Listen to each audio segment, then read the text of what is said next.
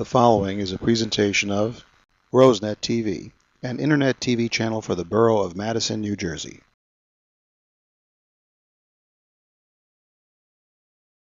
We have a very interesting program today. In this series, we've had different sorts of folks, and I'm even going back a little bit before this semester, but we've had several gubernatorial candidates. We've had campaign managers from some of the presidential campaigns. We've had several authors. We've had some investigators, some investigative reporters, some other people from the media. And we've had people that mix some of these. We've had candidates for governor who wrote a book, and and investigative reporters who wrote a book. Had quite a good session with, of course, the authors from the Soprano State. We like to have academics, and we got back around to having another academic. We started off with Professor Rockland, and I missed that one. I'm sorry to say.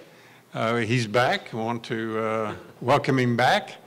And our speaker this morning is a kind of a mix of these. He's an academic. He's taught for nearly 30 years at our good neighbor sister institution across the road over there, Drew University.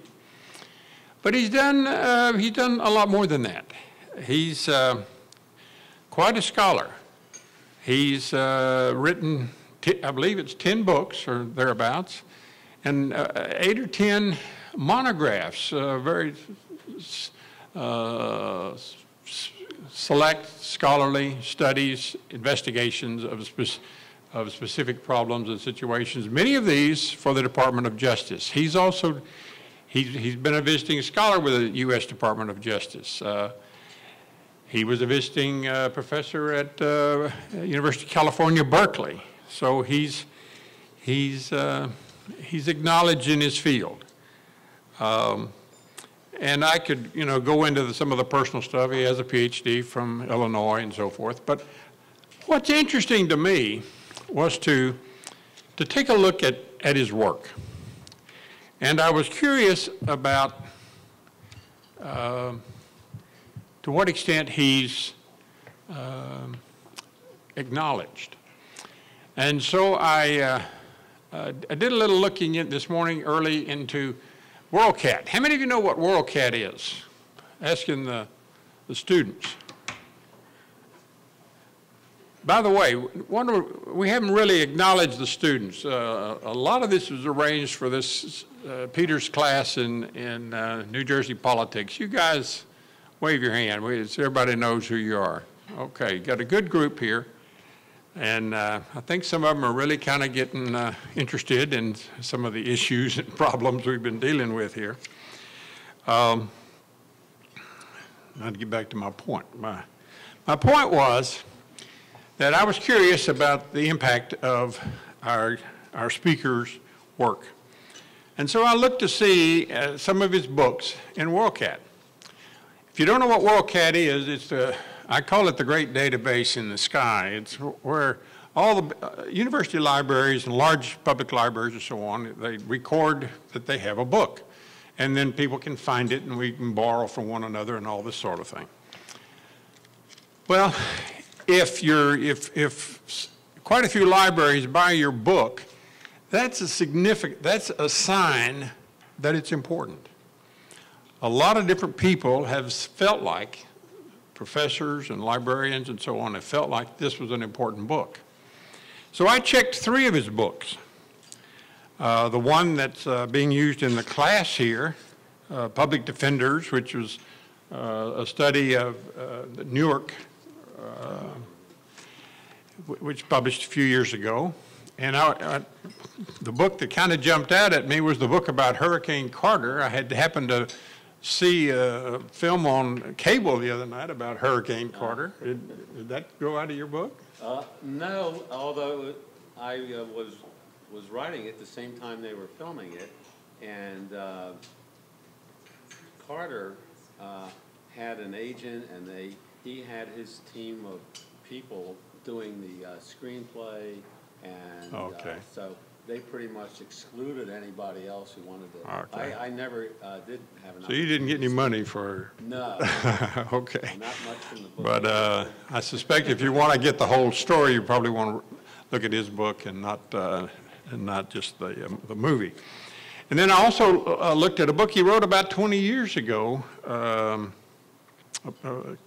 Courts and Chaos or something. Yeah, Chaos in the And what I found was that every one of those books is available in quite a few New Jersey libraries and over 400 libraries around the world. That's pretty significant. Let me demonstrate that significance this way. Now, I'm not going to say that his books are outselling The Soprano State, but I checked against The Soprano State, and The Soprano State's in 140 libraries around the country. So our guest today is somebody who's made a real contribution to our understanding of our court system. He has looked at some of the situation in New Jersey. He's even worked with the New Jersey Supreme Court. And it's a privilege to welcome him. And please join me in providing a really warm welcome to Professor Paul Wice from Drew.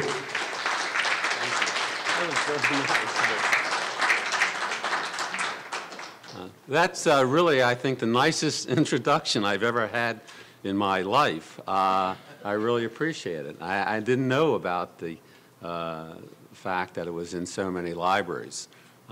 Not in that many homes, I don't think, but in a lot of libraries, which is more important, obviously, if you're interested in trying to educate, which is my main goal in most of the books that I've written. So let me begin. And the book is about public defenders. And I guess I really need to talk a little bit historically about how public defenders got started in this country. It's amazing that when our country was founded back in the 18th century, at the conclusion of the 18th century, and when we had our Constitution, and soon after we developed a Bill of Rights, which gave certain rights to people who were accused of crime, that the right to a lawyer did not exist. Oh, thank you. Did not exist in this country until 1963. Let me explain that, because it's sort of shocking that for 180 years, our first 180 years as a country, if you were arrested in any state court and you didn't have enough money to defend yourself, you were basically screwed. Now you're probably saying, well, wait a second, we have a Bill of Rights, we have a Sixth Amendment that mentions the right to counsel, right to have your lawyer. Well, that's true, but the Bill of Rights, the first 10, only really apply to the federal government.